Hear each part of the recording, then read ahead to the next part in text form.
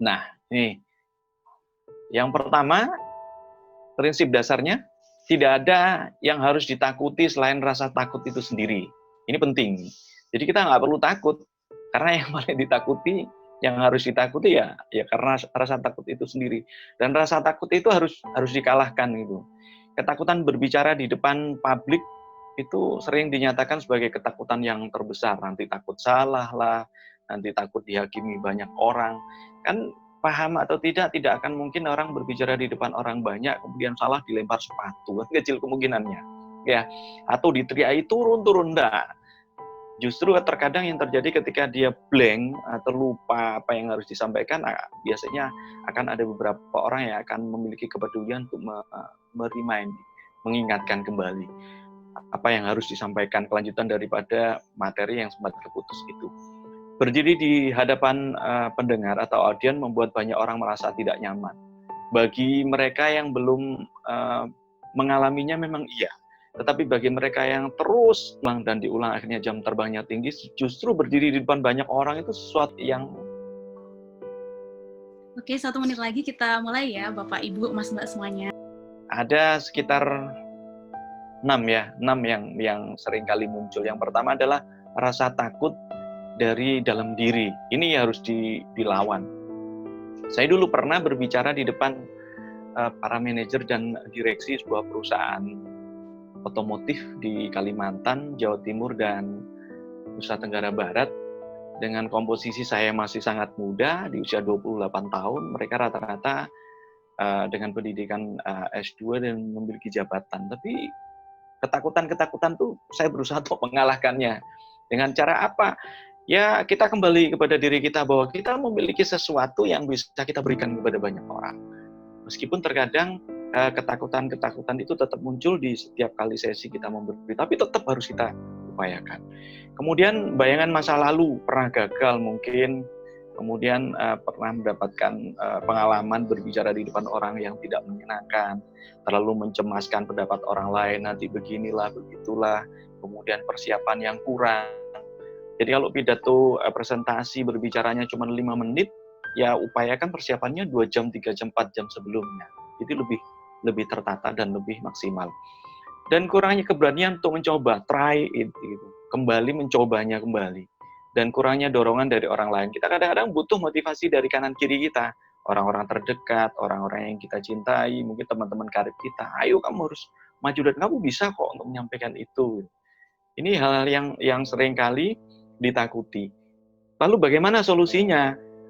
Yang pertama kita harus pahami bahwa orang lain memiliki ketakutan yang sama. Ini tidak semua orang.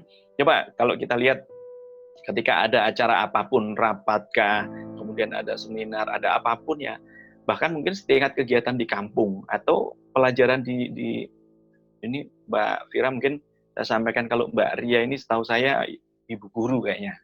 Jadi mungkin ini juga bisa bermanfaat untuk anak-anak yang peserta didiknya untuk pembelajaran ya. Jadi coba kita suruh anak-anak yang datang duluan duduk di depan. Pasti orang-orang ini sudah habit kita ya, nggak akan mau duduk di depan itu. Pasti duduk di belakang yang diutamakan. Ya, kenapa? Ya mungkin karena ketakutan itu. Maka berusaha untuk pahami bahwa orang lain memiliki ketakutan yang sama. Dan kita perlu analisa, apa sih yang menyebabkan ketakutan itu gitu loh.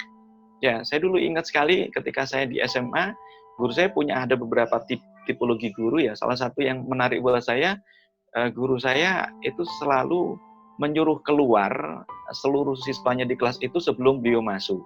Tapi ketika beliau masuk, maka siapa yang duduk di belakang, ya, dia akan mendapatkan job atau pekerjaan rumah lebih banyak, atau mengerjakan pekerjaan lebih dulu di depan. Jadi ujung-ujungnya banyak yang berusaha untuk di depan. Ini bagian daripada sebuah analisa kalau di pendidikan. Kalau di tempat kita atau ketika kita harus presentasi atau menyampaikan itu di depan anggota kita, organisasi kita, permasalahan apa sih yang membuat kita takut untuk menyampaikannya? Apakah karena kita mungkin bawahan, anak buah, tidak berani menyampaikan kepada pimpinan? Maka kita juga harus menganalisa itu. Kemudian temukan dorongan untuk berbicara. Sadarilah bahwa Anda memiliki hal-hal penting. Ini tadi sudah saya sampaikan. Jadi coba cari kenapa saya harus menyampaikan itu kepada banyak orang, kepada pimpinan, kepada ini bagian daripada sebuah komunikasi ya. Ini menjadi alasan pokok kita. Nah, tinggal bagaimana kita menyiapkannya, bagaimana kita mengaturnya dan mengemasnya menjadi penyampaian yang baik. Kemudian perlunya persiapan diri dan segala sesuatunya dengan baik ya. Kalau memang perlu ya acara-acara seperti ini di pelatihan ya. Saya juga bersyukur pernah dikirim, mohon maaf dulu dikirim oleh pemerintah Kabupaten Sidoarjo ya di Pemkab, mewakili hampir sekitar 11.000 sekian pegawai negeri sipil untuk kebetulan background saya salah satunya adalah pegawai negeri sipil untuk mengikuti pelatihan yang dilaksanakan oleh Dale Carnegie Training. Itu manfaatnya luar biasa. Salah satunya itu. Kemudian setelah dari pelatihan itu apakah kita selesai? Tidak, praktekkan. Setelah dari pelatihan itu saya harus ngajar pegawai negeri sipil di Kabupaten Sidoarjo yang memasuki kualifikasi untuk ikut pelatihan public speaking. Kemudian topik, nah ini kuasai topik apa yang memang betul-betul kita mumpuni di dalamnya. Nah itu kita bisa sampaikannya dengan 7